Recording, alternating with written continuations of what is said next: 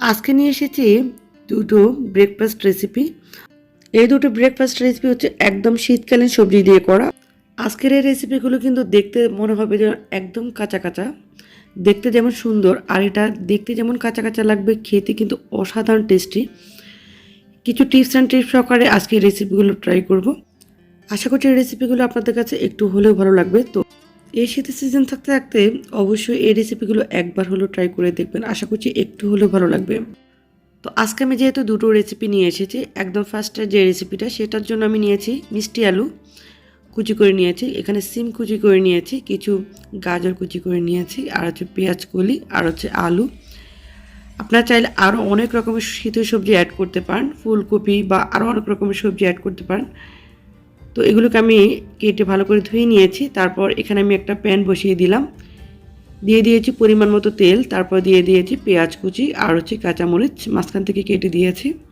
আজকে দুটো রেসিপির একদম বিশেষত্ব হচ্ছে সেটা হচ্ছে এগুলো কিন্তু দেখতে একদম কাঁচা কাঁচা লাগবে, কিন্তু এটা খেতে যে কি দুর্দান্ত টেস্টি হবে সেটা যখন ঠিক এভাবে ট্রাই করবেন তখনই বুঝতে পারবেন। এখানে আমি দিয়েছি পাঁচফোড়ন, একদম হাফ টিস্পুনের মতো দিয়েছি, মানে সামান্য একটু পাঁচফোড়ন দিয়েছি। দিয়ে এখন এগুলোকে একটু ভেজে নিব, সামান্য ভাজবো। এটা কিন্তু পেঁয়াজটা ব্রাউন কালার করবো না, জাস্ট কয়েক সেকেন্ড ভেজে নিব। এ ধরনের ব্রেকফাস্ট রেসিপি অনেকগুলো আমার চ্যানেলে দেওয়া আছে, যেটা একটা প্লে লিস্টে দেওয়া আছে, সেটা হচ্ছে স্ন্যাক্স আইটেম একটা প্লে লিস্ট আছে, সেখানে কিন্তু আপনারা চাইলে ঘুরে আসতে পারেন। আশা করছি রেসিপিগুলো আপনাদের কাছে একটু হলেও ভালো লাগবে। তো পেঁয়াজটাকে একটু ভেজে এখন আমি সবগুলো সবজি আমি দিয়ে দিব। এই সবজিগুলোকে ঠিক এরকম করে স্লাইস করে নিয়েছি, আপনারা আপনাদের ইচ্ছা অনুযায়ী স্লাইস করে নিতে পারেন। আমি নেক্সট একটা ভিডিও নিয়ে আসবো, সেটা হচ্ছে এই শীতের সিজনে থাকতে থাকতে আপনারা ইচ্ছা করলে করতে পারেন, ভীষণ টেস্টি একটা রেসিপি। সেটা হচ্ছে ভাতের চাল দিয়ে সবজি খিচুড়ি, যেটা এই শীতের সিজনে অনেক রকমের সবজি পাওয়া যায়। এই সবজিগুলো দিয়ে কিন্তু আপনারা খুব সুন্দর করে এই খিচুড়িটা তৈরি করতে পারেন, একদম পোলাও চাল থেকে। এই খিচুড়িটা কিন্তু কোনো অংশে কম না। তো এই খিচুড়িটা হচ্ছে একদম সকালে যে ব্রেকফাস্ট রেসিপি, সেই রেসিপিটি আমি করে থাকি নর্মালি। তো আমি ইনশাল্লাহ নেক্সট ভিডিওটা সেটা নিয়ে আসবো। তো এখানে আমি সবজিগুলোকে দিয়ে দিলাম, সবজিগুলোকে দিয়ে জাস্ট কিছুটা টাইম ভেজে নিব। ভেজে তারপর এখানে দিয়ে দিব পরিমাণ মতো লবণ। আমরা অনেকে কী করি, সকালের নাস্তাগুলো কিন্তু প্রতিদিনই একরকম করে থাকি। তো প্রতিদিনই একরকমের না করে এ ধরনের রেসিপিগুলো দেখলে কিন্তু অনেকটা আইডিয়া পাওয়া যায়। যারা নতুন গৃহিণী তারা কিন্তু অনেকটা কনসেপ্ট নিতে পারবেন। তো প্রতিদিন একরকম না করে এক এক দিন এক এক রকম করলে কিন্তু এটার খাওয়ার রুচিও খুব ভালো থাকে। তো এখানে আমি এটাকে একটু ভালো করে ভেজে নিলাম, কিছুটা টাইম ভেজে তারপর এখন আমি ঢাকনা দিয়ে দিলাম। ঢাকনা দিয়ে এটাকে চুলাটাকে মিডিয়ামে রাখবো। মিডিয়ামে রাখলে কি হবে, এগুলো কিন্তু খুব আস্তে আস্তেও থাকবে আর এটা একদম সফট হয়ে যাবে। তো এটা কিন্তু অনেকটা সিদ্ধ হয়ে গিয়েছে। এখন আমি দিয়ে দিলাম ধনে পাতা কুচি। এই ধনে পাতা কুচিটা দিলে কিন্তু ফ্লেভারটা খুব সুন্দর আসে, খেতেও ভালো লাগে। ধনে পাতা কুচিটা দিয়ে এখন কিছুটা টাইম এটাকে নেড়ে নিব। তো আপনারা কিন্তু লক্ষ্য করেছেন এই রেসিপিটার মধ্যে কিন্তু আমি কোনো প্রকার হলুদ ইউজ করিনি। তো এটা কিন্তু একদম আস্তে আস্তেও থাকবে, কিন্তু একদম সফট হয়ে যাবে। সেটা টিপস হচ্ছে একদম চুলাটাকে ফার্স্টে হাইটে রাখবেন, তারপরে মিডিয়ামে রাখবেন, তারপর একদম লাস্টের দিকে লো হিটে রাখবেন। তাহলে কি হবে, এটা কিন্তু একদম আস্তে আস্তে হবে আর এটা একদম সফট হয়ে যাবে ভিতর থেকে, খেতেও খুবই ভালো লাগবে। এখানে আমি কোনো প্রকার ডিম ইউজ করিনি, আপনারা চাইলে কিন্তু একটা ডিম ভেঙে দিতে পারেন। ডিম ভেঙে ভেজে নিলেও এটা খুবই টেস্টি হয়। তো এটা কিন্তু কমপ্লিট, দেখুন এটা কালারটা কতটা সুন্দর হয়েছে আর খেতে যে কি অসাধারণ টেস্টি, জাস্ট একবার ট্রাই করলে বুঝতে পারবেন। এই রেসিপিটা যদি এতটুকু ভালো লাগে একটি কমেন্টস করতে ভুলবেন না, আর একটি ভিডিওতে একটি লাইক দেওয়ার অনুরোধ রইল।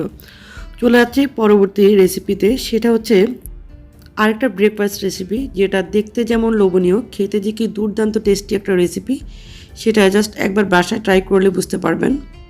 সবাই হয়তো এই ধরনের রেসিপিগুলো করে থাকেন, কিন্তু এক একজনের করার ধরন হচ্ছে এক এক রকম।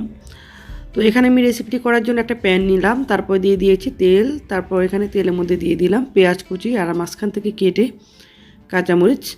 এখন এগুলোকে সামান্য একটু ভেজে নিব। ভেজে তারপর এখানে আমি নিয়েছি বাঁধাকপি, কিছুটা পরিমাণ বাঁধাকপি একদম কুচি কুচি করে নিয়েছি, কুচি করে ধুয়ে নিয়েছি। ভালো করে ধুয়ে ভালো করে পানিটা ঝরিয়ে নিতে হবে।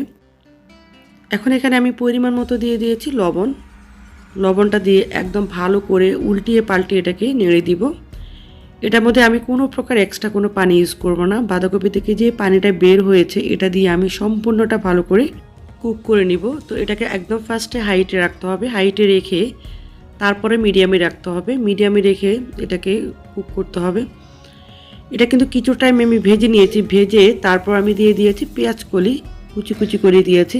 এই রেসিপিটা যদি মনে করেন দেখতে অনেক সুন্দর লাগবে, দেখতে সুন্দর লাগার জন্য কি করবেন, বাঁধাকপিটা দেওয়ার পরে যখন 50% সিদ্ধ হয়ে যাবে তখন আপনি পেঁয়াজ কুলিটা দিবেন।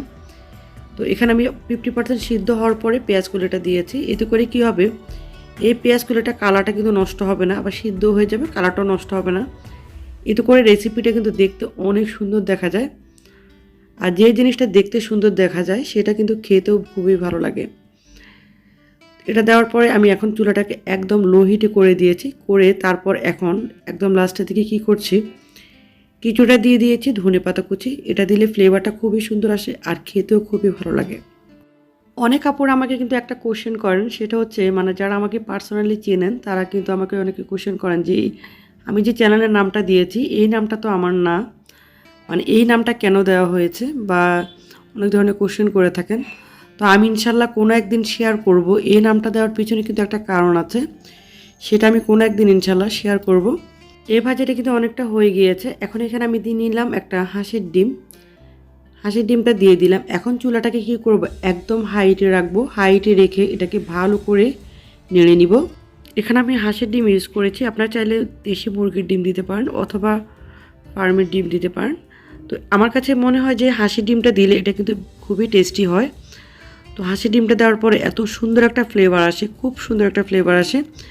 তো এই রেসিপিগুলো কিন্তু শুধু রুটি বা পরোটা না, আপনারা চাইলে ভাতের সাথেও কিন্তু পরিবেশন করতে পারেন, খুবই টেস্টি হয়। আপনারা লক্ষ্য করেছেন এই রান্নাটার মধ্যেও কিন্তু আমি কোনো প্রকার হলুদ ইউজ করিনি। তো হলুদ ছাড়া এটা কিন্তু দেখতে একদম সাদা সাদা হয়, আর এটা কিন্তু একদম মনে হয় যেন একদম কাঁচা কাঁচা, কিন্তু এটা টেস্ট এতটা টেস্টি হয় যে কি বলবো। আর এটা কালারটা খুবই সুন্দর হয়, দেখতে খুবই সুন্দর দেখা যায়।